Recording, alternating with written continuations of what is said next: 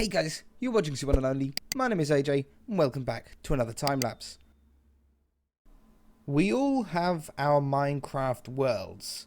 It might be the only game where we refer to it as a world and not a save. So if you have your world, and I have my world, does that mean that there's a Minecraft universe with Minecraft space to travel between them?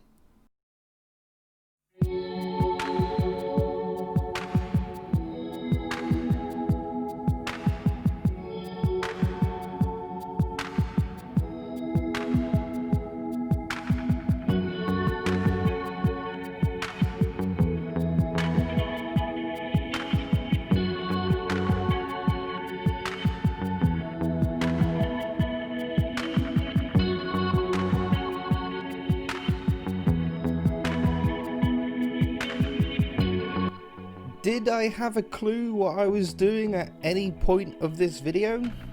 Not really. Spaceships are tricky to build in Minecraft. A lot of it is to do with the block palette, I think. The blocks that we have don't go very well with a sci-fi theme. You have to be very creative about what blocks you use.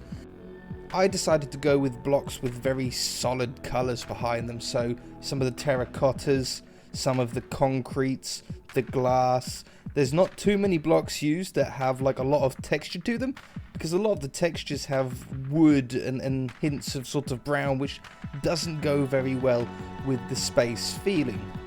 Before we get too far into the video, I should probably explain what's going on with the terrain. It's a normally generated Minecraft world, but then I converted all of the blocks using World Edit into dead coral blocks and a mixture of all of them. That way it gives almost like a ocean bed texture when all mixed together. They look like little dead fish maybe and stuff that this planet might have once had water on it. You can sort of see the dried river runs through it and all that kind of stuff.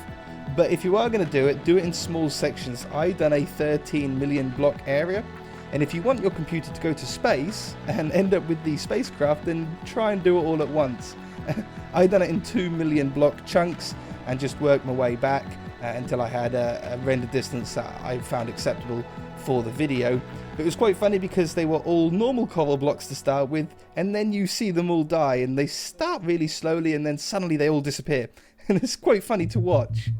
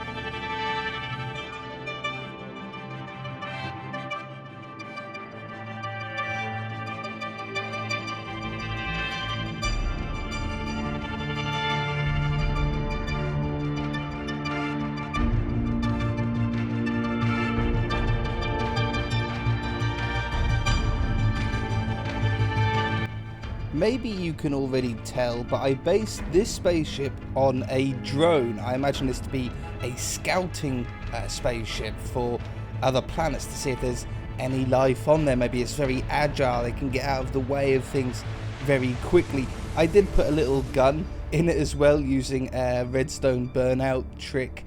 You'll see it later on in a cinematic at the end, but there's a little clip of it there working.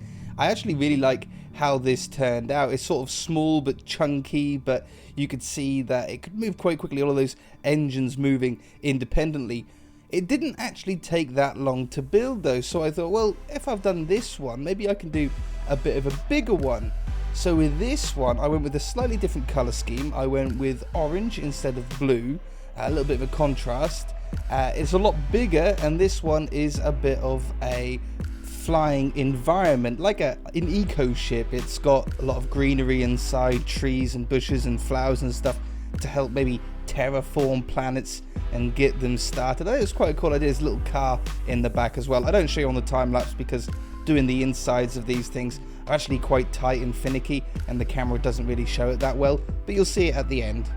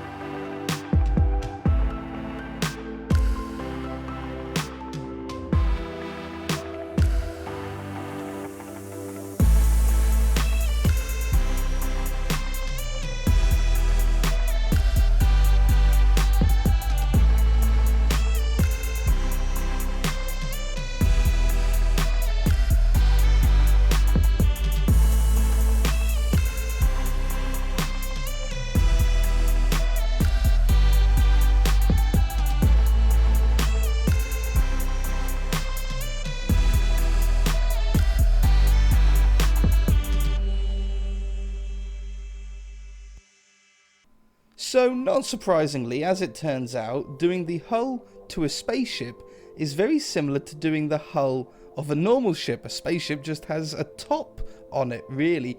And once I had got that into my head, I could work out how I wanted the bottom of this to go quite easily. I didn't want it to be flat, I wanted to have some character, so I added a sort of sump bit at the bottom underneath the garage area. It could be storage or armor, or maybe that's where the engine's located.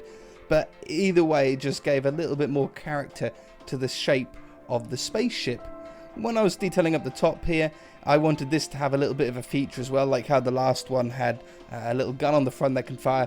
This one I wanted to have a little beacon that flashed. Again, we're at 20 times speed with the time lapse, so when it does flash, it's going very quickly. But I just wanted something in there. I tried minecarts at first, and I didn't like that, so then I went with some redstone, and then just hid it up and had a little lever on the front so you can turn it on and off when you want.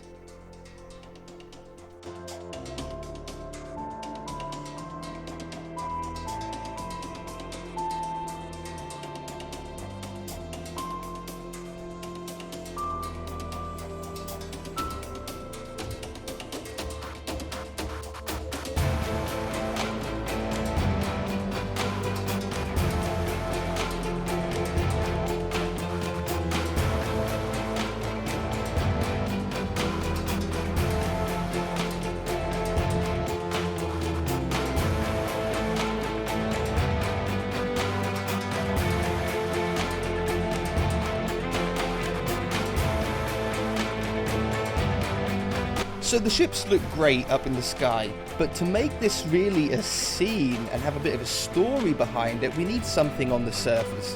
So I used World Edit to create a glass dome, and then I'm just modifying it up here to make it look like a biosphere. I've got two of them.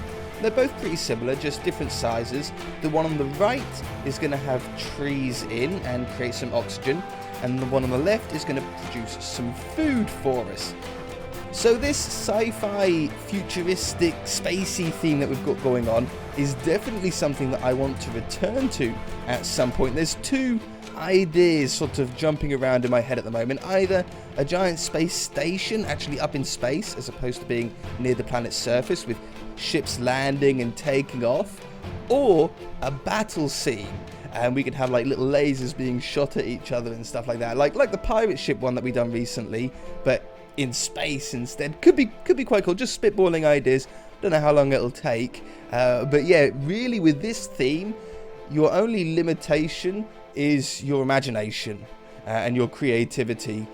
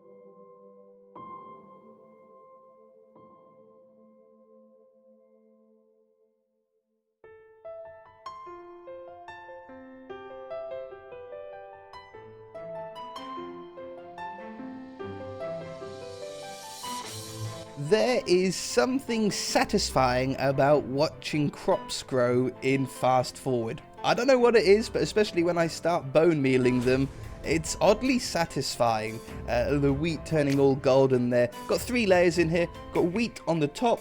There's potatoes on the second and carrots on the third. The carrots and potatoes are similar in look, but when you get up close to them, they're actually quite different colours and stuff. So it doesn't look too same old there. But once I had them done, I had to connect them up together. There's probably, I'm assuming, no oxygen on this planet, so we have to have sort of an airlock tube to connect them both together.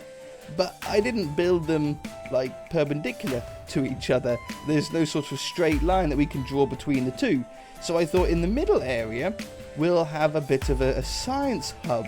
A bit of a small building going. Well, I say small, it's actually quite big, but compared to everything else here, it ends up looking quite small. So we've got a couple of tubes, tunnels that connect to them, and then I went with a similar round design. Everything in space seems to be round or curved in a way. So I've done the building under the same style and using the same colours really as we have everywhere else. These greys and these whites and these silvers, these very metallic colours.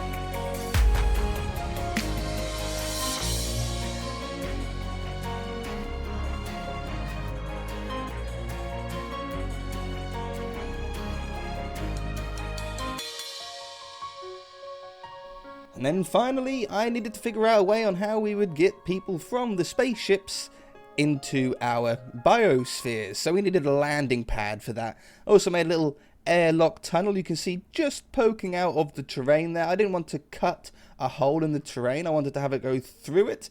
I think it was a little bit more interesting to look at, especially when you're walking through it. You know, you're going underground.